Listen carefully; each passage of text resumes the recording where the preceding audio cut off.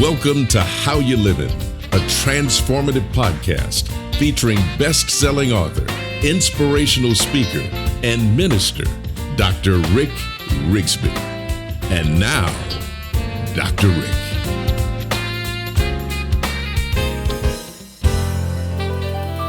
Hello, friends. Thanks so much for listening. This episode is part of our ongoing conversation titled The Essence of Greatness. This segment is subtitled Determination. But first, let's review previous episodes. This series is based on the notion that not everyone will be successful. Everyone can be successful. We all have the capacity, but not everyone is willing to pay the price for success. Motivating this series, a personal health journey that I've been on the past few years. You see, for decades, I was considered morbidly obese, and despite that label, I was among those not willing to pay the price for better health.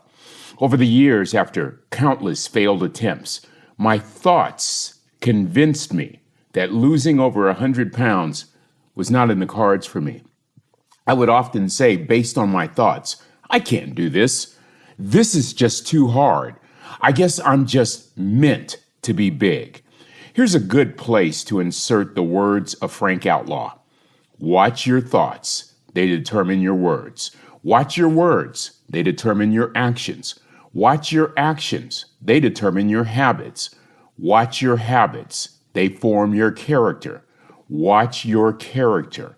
Your character determines your destiny. Note well, friends, that our thoughts serve as the launching pad for everything else. In fact, the Bible states, as a man thinketh, so is he. With thoughts such as never and can't and too hard, my habits were secure and my destiny would not have been reached unless my thinking was disrupted. You see, friends, I wasn't about to move away from the island of comfort. There was no way. Something had to change, and it had to be my thinking. You know what's ironic about this? I've gone all over the world for the past 30 years quoting Francis Bacon, that great British statesman who said on one occasion the duty and office of rhetoric is to apply reason to imagination for the better moving of the will. Here's the translation. Our reasoning is what moves our will. Well, guess what? I finally put it together. A few years ago, I realized I was in my mid-60s. I weighed over 300 pounds. There are not many folks in this category. I began to realize the impact of my impulses and my selfishness. My weight was not only unhealthy for me, but I was facing a future of predicted health results. They were predictable. Also, I know what it's like to be a widower, and I did not want my wife to experience this in her 60s. Plus, I love my children and I adore our grandchildren, and I don't want to leave them prematurely.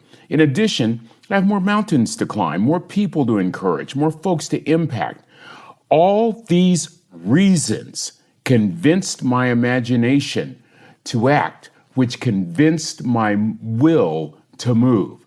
The duty and office of rhetoric is to apply reason to imagination for the better moving of the will. The results, my thinking was disrupted. As a result of disrupted thinking, 130-pound weight loss. More important, healthy for the first time in years. And I've learned some transformative, life-changing lessons along the way.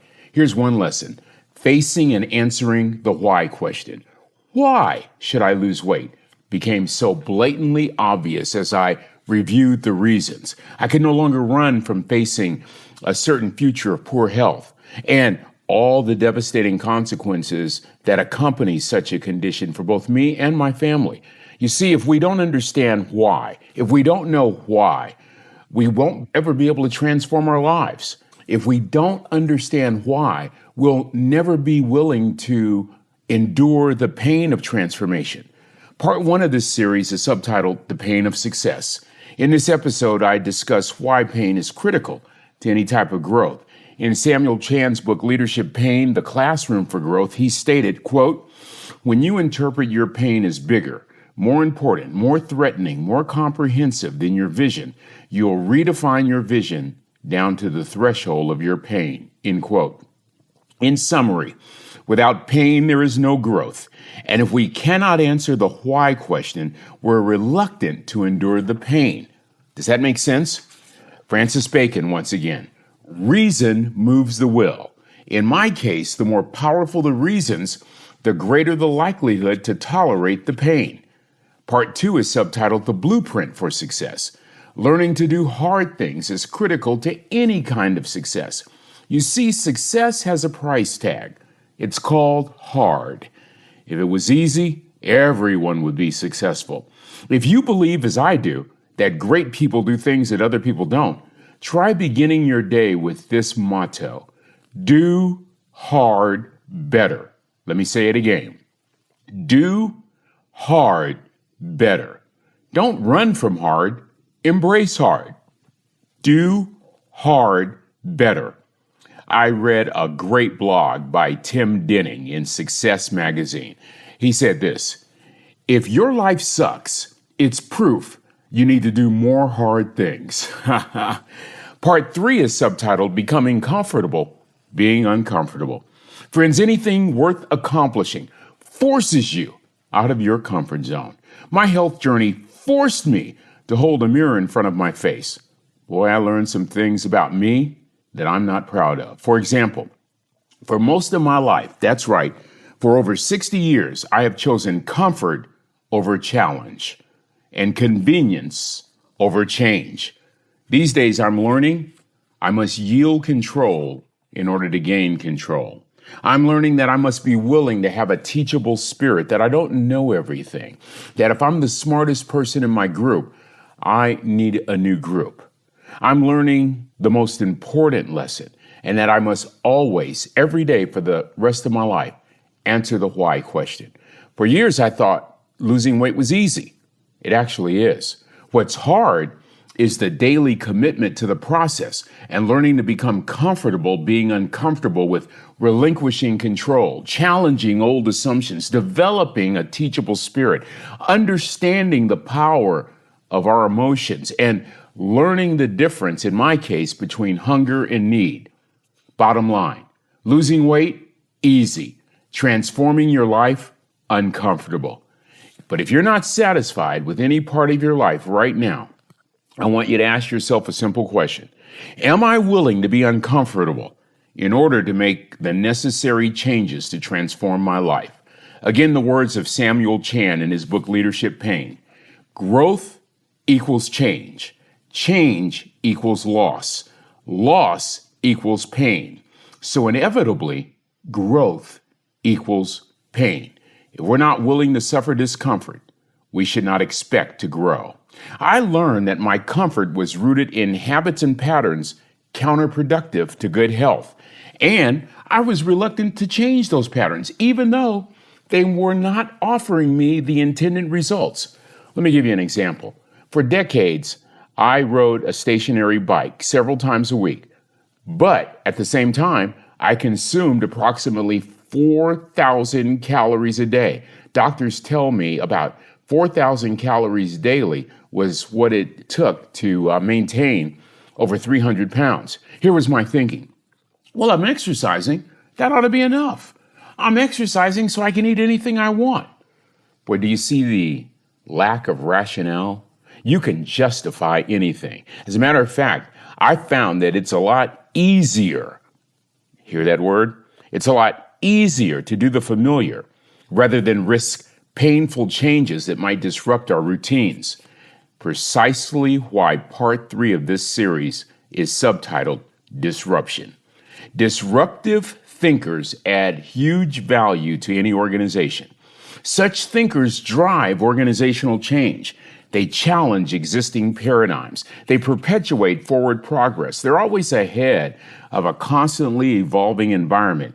They think outside the box, allowing them to see things that others don't. If all you see is what you see, you don't see all there is that needs to be seen. You may not know the name Mark Randolph, but you know his company. Here's a quick recap of the backstory from Randolph's book titled That will never work. Check this out, friends. Back in the 1990s, Blockbuster was king of the video world. They had 9,000 stores, 60,000 employees all throughout the United States.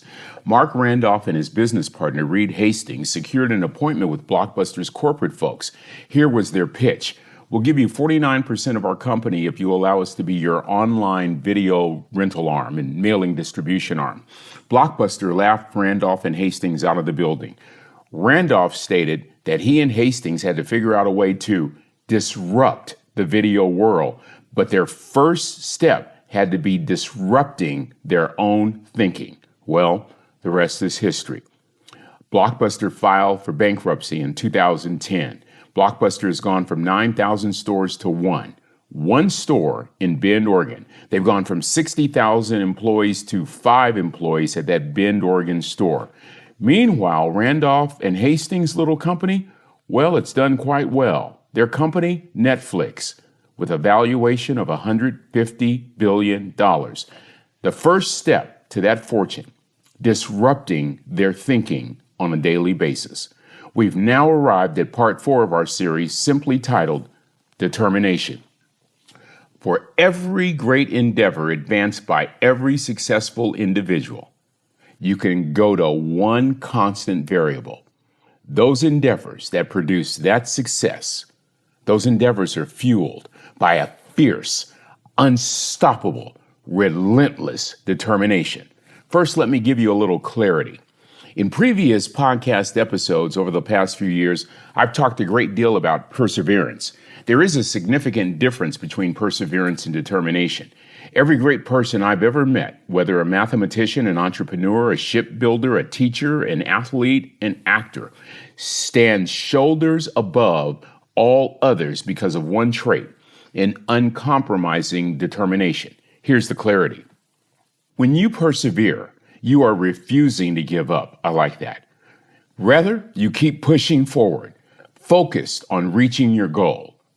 Conversely, here's determination, the firmness of purpose that drives you toward that goal. It's the resolve and commitment you have to achieve what you want, no matter what obstacles arise. So, perseverance, the focus is on reaching your goal. Determination, the firmness of purpose that drives you toward the resolve and commitment necessary to achieve that goal, no matter what comes, regardless of the obstacles, regardless of the odds.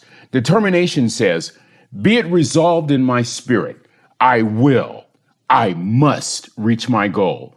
No other options, no compromising. My purpose is firm. My drive is resolved. My commitment overwhelms any urge or impulse contrary to my success. I think Napoleon Hill said it best in his book, Think and Grow Rich. Listen to this. Napoleon Hill stated that every successful person he has ever encountered possessed 2 qualities. Number 1, a singleness of purpose. Number 2, a burning desire to accomplish that purpose. Friends, in our next episode of this series titled The Essence of Greatness, I want to put hands and feet on this transformative power called determination. And together, let's discover how we can strategically transform our lives on a daily basis. Well, that's going to do it for this episode. Until we meet again, this is Dr. Rick asking the most important question I can ask. How you living? Are you ready to make an impact in your world right now? Do you want to stop existing and start living your best life right now? Dr. Rick wants to give you the first chapter of his best-selling book, Lessons from a Third Grade Dropout, absolutely free. Just go to www.rickrigsby.com/free gift to get the print or audiobook right now. This is the podcastfactory.com.